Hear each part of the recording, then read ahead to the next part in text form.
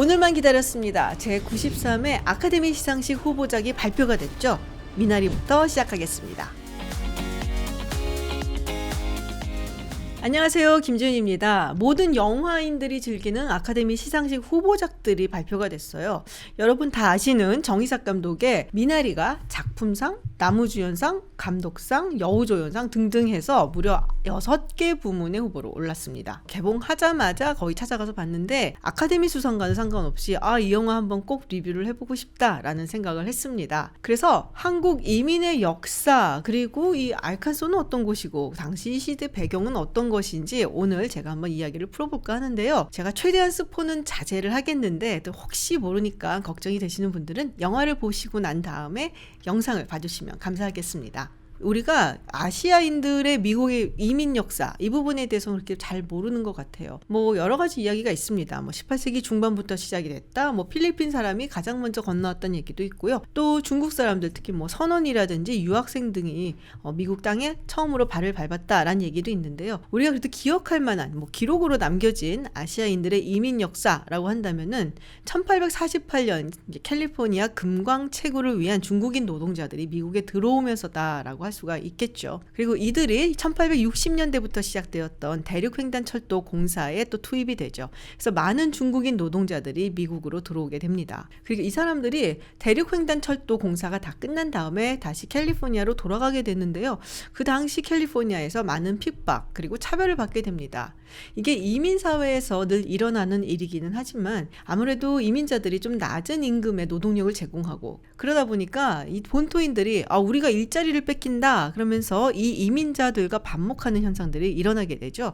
그래서 이 중국인들이 많은 차별을 받게 되었고요. 또 심지어 1882년에는 중국인 배척법 이라고 해서 중국으로부터의 이민 노동자들을 받지도 않고 또 이미 미국에 와 있는 중국인들에게는 시민권을 내주지 않는 그런 법안이 통과가 됩니다. 그 다음으로 건너오게 된 게 일본인들이죠. 이들은 이제 주로 하와이 사탕수수 농장으로 일을 하러 갔는데요. 중국인 노동자들이 이제 많이 빠지게 되니까 이제 이 사람들이 대체 인력으로 가게 된 거죠. 그리고 나서 이제 한국인들이 미국으로 건너가게 됩니다. 여러 가지 기록들이 있어요. 유타주에 한국인 광부가 갔다. 그 사람이 처음이다라는 얘기도 있고, 그리고 19세기 말 되면은 유학생이라든지 또 외교관 그리고 갑신전변으로 인한 정치적인 만명을 원했던 사람들이 또 미국으로 가는 경우도 있었습니다. 그렇지만 우리가 보통 얘기하는 이주 노동자로 갔다라는 한국 이민의 출발이라고 한다면 기록상으로 1902년 12월에 출발을 해서 하와이에 도착했었던 102명의 한국인 노동자들이 처음이다라고 할 수가 있죠. 그러다가 1905년 을사늑약이 있었죠. 대한제국의 외교권을 일본이 가져가게 된 건데요. 그러면서 우리 한국인들에게 주었었던 비자라든지 여권 이런 것을 발행하지 않게 됩니다. 이유인 즉슨 마찬가지로 이 한국인 노동자들이 일본 노동자들보다 좀 더 낮은 임금에서 일을 하게 되고 그러다 보니까 하와이에서 일본인 노동자들을 제치고 일자리를 갖게 되고 그러면 일본인 노동자들이 본토로 건너가게 되는 거예요. 근데 본토로 가니까 하와이에 있을 때보다는 훨씬 더 심한 차별 그리고 핍박이 기다리고 있었고 일본인 백척법 같은 것이 생겨나면 어떡하나라고 일본이 걱정을 한 겁니다. 그래서 아예 한국 노동자들이 하와이나 미국으로 가는 것을 원천 봉쇄하게 된 거죠. 그래서 어쨌든 1902년부터 1905년까지 미국으로 건너간 한국인 노동자가 약 7,200명 정도 된다고 하고요. 계약 노동자로 갔기 때문에 계약 기간이 끝난 다음에 하와이에 남는 사람들도 있었고요. 아예 미국 본토로 건너간 사람들도 있었다고 합니다. 근데 당시에 하와이에서 다시 미국 본토로 건너간 사람들이 주로 갔던 곳이 어디냐? 바로 샌프란시스코입니다.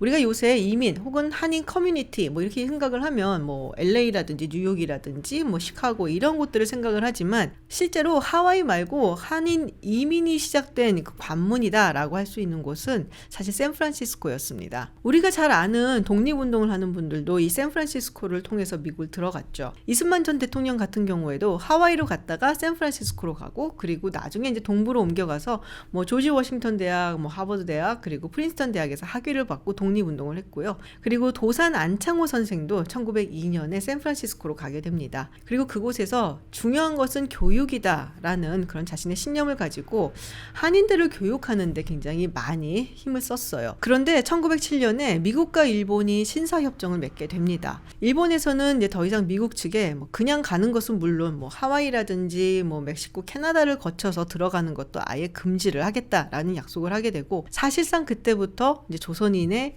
이 미국 입국도 힘들어지게 됐고요. 그런데 그 이후에도 한국인들이 미국 본토에 입국을 하기는 했어요. 1910년에 조선이 일본의 식민지가 되죠. 그러면서 이 사람들이 내가 나와 있는 동안에 조선이 일본의 식민지가 됐다. 그래서 나는 일본의 국민이 아니다. 그래서 일종의 무국적자다라고 주장을 하게 됩니다. 그러면서 내가 가지고 있는 지금의 이 여권을 가지고 나를 미국에 들여보내달라라고 일종의 주장을 하게 되는데요. 근데 이게 꽤 먹혔어요. 그래서 1913년까지 무국적자다라고 주장을 하는 조선인들이 미국 본토에 들어갈 수가 있었습니다. 그 이야기를 들으니까 예전에 톰 행크스가 나왔었던 이 터미널이라는 영화가 또 생각이 나기도 하더군요. 근데 1924년에 미국의 이민법이 통과가 되죠. 사실상 이제 아시아 이민을 막는 법안이라고 할 수가 있는데요.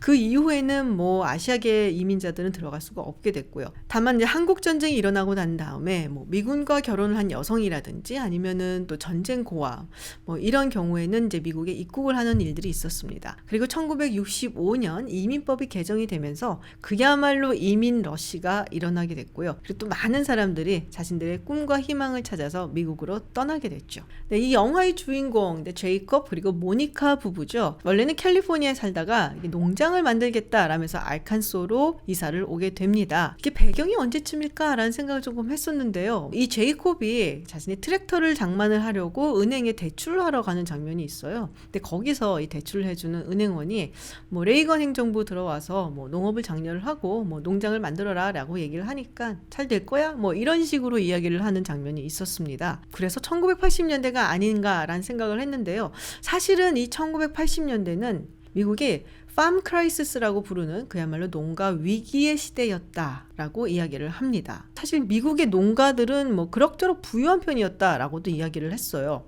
품종이 개량이 되고 또 영농 기술도 발전을 하게 되고 또 비료도 더 생산을 많이 하게 되면서 그야말로 큰 수확을 거두게 됐죠. 또 미국 정부에서는 세금 혜택, 공제 혜택이라든지 또 감면을 해주기도 했고요. 그리고 낮은 금리로 대출도 많이 해줬고, 근데 1970년대에 들어서서 한 가지 사건이 생깁니다. 소련이 냉해라든지 여러 가지 이유로 해서 엄청나게 흉작을 하게 돼요. 그래서 먹을 것이 아주 많이 필요하게 되고, 그렇지 않으면은 소련 국민들이 굶어 죽겠다라는 위기에 봉착하게 된 거죠. 밀이라든지 옥수수라든지 이런 것을 미국에 소지하고 있는 아주 거대한 그야말로 다국적 식량 기업들에게서 대거 사들이게 됩니다. 그러니까 이게 바로 이 곡물 시장에 반영이 돼서 그러면서 곡물 가격이 상승을 해요. 이게 1972년도에 있었던 일인데요. 이걸 두고 Great Grain Robbery라고 이야기를 하죠. 그리고 당시에는 저금리로 대출을 많이 해줬었고 또 인플레이션이 오는 것 같다라는 기미를 느끼면서 많은 농부들이 땅에 투자를 하게 돼요. 그러면서 땅값은 점점 더 올라가게 되죠. 근데 1970년대 후반으로 갈수록 인플레이션이 점점 더 심해지는 거예요. 아주 심각한 수준으로 갈 것 같다라는 불안감이 엄습을 하게 되고, 그러면서 금리를 올리게 되는 것이죠. 근데 여기서 중요한 일이 생기게 돼요. 바로 1979년에 소련이 아프가니스탄을 침공을 하게 됩니다.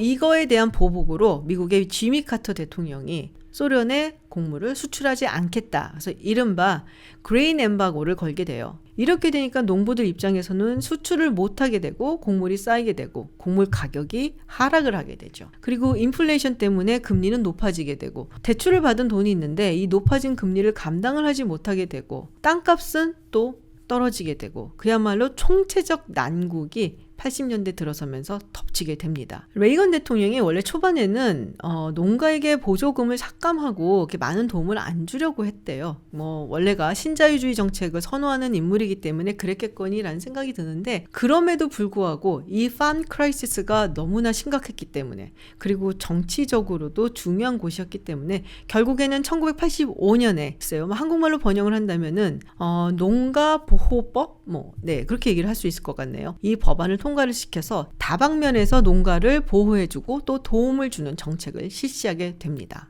예전에 우리 굉장히 인기가 많았었던 보헤미안 랩소디 다들 기억하실 텐데요. 그 라이브 에이드 공연 기억나시죠? 그 공연에 밥 딜런도 출연을 했었는데요. 거기서 이런 말을 해요. 지금 여기서 모아지는 성금에서 일부라도 지금 굉장한 위기를 겪고 있는 우리 농가에게 조금 도와주면 안 될까? 이 말을 듣고 미국의 여러 뮤지션들이 힘을 합치게 됩니다. 예를 들면 닐 영, 존 멜렌캠프, 그리고 웨일리 넬슨 이런 사람들이 힘을 합쳐서 Farm Aid라는 콘서트를 하게 되고요. 그게 아직까지도 지속이 되고 있습니다. 아마도 제이콥 부부가 이 알칸소로 간 것은 이 레이건 대통령의 농업 정책이 나온 다음이 아닐까. 그래서 1986년, 87년 정도가 아닐까라고 저 혼자 한번 생각을 해봤습니다. 그런데 알칸소는 어떤 곳일까요? 우리가 보통 한국 사람들이 미국으로 이민을 간다라고 얘기를 하면 LA, 시카고, 뉴욕 이런 곳들을 보통 생각을 하잖아요. 근데 알칸소, 근데 알칸소라고 하면은 빌 클린턴 전 대통령이 주지사를 했던 곳이기도 하고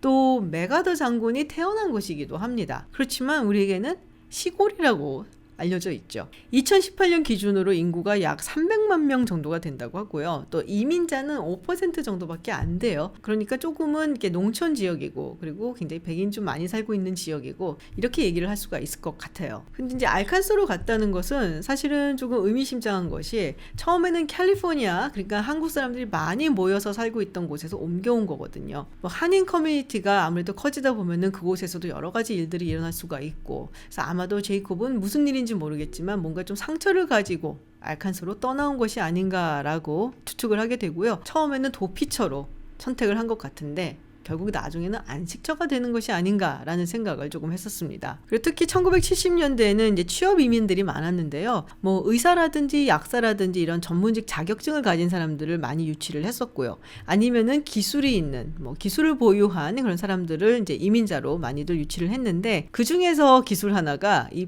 병아리 감별사예요. 한국 사람들이 좀 굉장히 눈매도 좋고, 그리고 손끝도 빠르고 해서 이 병아리 감별사로는 최고였다. 아주 인기가 많았다고 합니다. 그래서 많은 분들이 이제 미국으로 이민을 갈 때 병아리 감별사로 이제 이민을 갔다라는 이야기도 있습니다. 그래서 주인공인 제이콥이 이제 병아리 감별사잖아요. 저는 이 영화에서 포인트가 병아리와 그리고 미나리라고 생각을 했거든요. 두 가지가 참으로 대조적이다라는 생각을 했는데요. 영화를 보신 분들은 이 부분이 무슨 얘기인가를 아실 것도 같고, 또 아직 못 보신 분들이 계시면은 영화를 보시면서 병아리와 미나리, 이 대조적인 부분에 대해서 한번 생각해 보시는 것도 좋을 것 같아요. 사실 이 영화를 굉장히 많이 기다렸어요. 왜냐면은 이 영화에 대해서 할 얘기가 무지 많을 것 같다라고 생각했기 때문인데, 일단 보고 나니까 조금은 더 감정적인 생각이 들더라고요. 저희 외삼촌께서도 이 1970년대 미국으로 이민을 갔거든요. 그래서 외삼촌 생각도 많이 났고, 영화 중에 이런 부분이 있어요. 이 손주가 순자 할머니한테, 할머니는 할머니 같지 않아요. 쿠키도 안 굽고. 이런 이야기를 합니다. 우리가 또 미국 할머니라고 생각을 하면은 이제 을의 기억이 나는, 오븐에 이렇게 쿠키도 굽고 호호호 그러면서 이렇게 주는 그런 모습이 생각이 나는데, 그게 아니라는 뜻인가라고 생각을 했거든요. 근데 그 부분을 보면서 저는 저희 외삼촌이 생각이 나더라고요. 사실 요새 아빠들은 아이들하고 잘 놀아주고 눈도 맞추고 그리고 살가운 부분이 있지만, 저희 부모님 세대만 하더라도 조금은 이제 무뚝뚝하고 조금은 또 권위적인 그런 아버지들이었거든요. 근데 또 아이들은 미국에서 자랐기 때문에 좀 자유롭고 개방적이고 또 미국적인 생각을 가질 수밖에 없죠. 그래서 아버지하고는 생각이 좀 안 맞을 수도 있는데, 미국으로 건너가서 이제 가족을 지켜야 되고, 그리고 그 사회에서 살아남아야 되는, 그리고 아이들하고도 뭔가가 잘 통하지 않는 것 같은 그런 외로움 속에 있는 아버지가 생각이 조금 났었어요. 제가 유학을 본격적으로 시작하기 전에 저희 외삼촌 댁에서 좀 지냈던 적이 있는데, 그 당시에 저희 외삼촌이 저를 굉장히 반겨하셨어요. 그러니까 한국에서 건너온 한국말로 마음대로 이야기를 할 수 있는, 나의 핏줄이 왔다, 이런 거였던 것 같아요. 그래서 굉장히 많은 이야기들, 미국 생활 이야기 이런 것들을 해주셨던 기억이 나고, 제 채널 구독자분들 중에 외국에 계시는 분들이 굉장히 많더라고요. 외국에서 공부를 하시는 분들일 수도 있겠고요. 또 제이콥이나 모니카처럼 그곳으로 이주를 하셔서 살고 계시는 분들도 많으실 것 같아요. 저희 외삼촌처럼 1970년대에 이제 이주를 하셨다면은 아마도 은퇴를 하셨거나, 혹은 이제 저희 외삼촌처럼 돌아가신 분들도 계실 테고, 아니면 이제 지금 막 건너와서 이제 막 삶의 기반을 닦으시려는 분들도 많으실 거라고 생각합니다. 그분들에게 이 미나리라는 영화가 어쩌면은 위로가 될 수도 있고, 어쩌면은 또 적나라한 나의 예전 모습 혹은 앞으로의 모습이 될 수도 있을 것 같다라는 생각을 했어요. 그리고 저도 이 영화를 보면서 조금은 고단했을 것 같은 저희 외삼촌과 그 가족들의 삶이 생각이 났습니다. 그래서 한국을 떠나서 외국에서 터전을 닦으신 혹은 닦고 계시는 모든 분들께 전해드리고 싶어요. 지금 그 자리에서 버티시느라고 정말 수고 많으셨습니다. 그래서 별거 아닌 영상이지만 이 영상은 그분들께 바치겠습니다. 고맙습니다.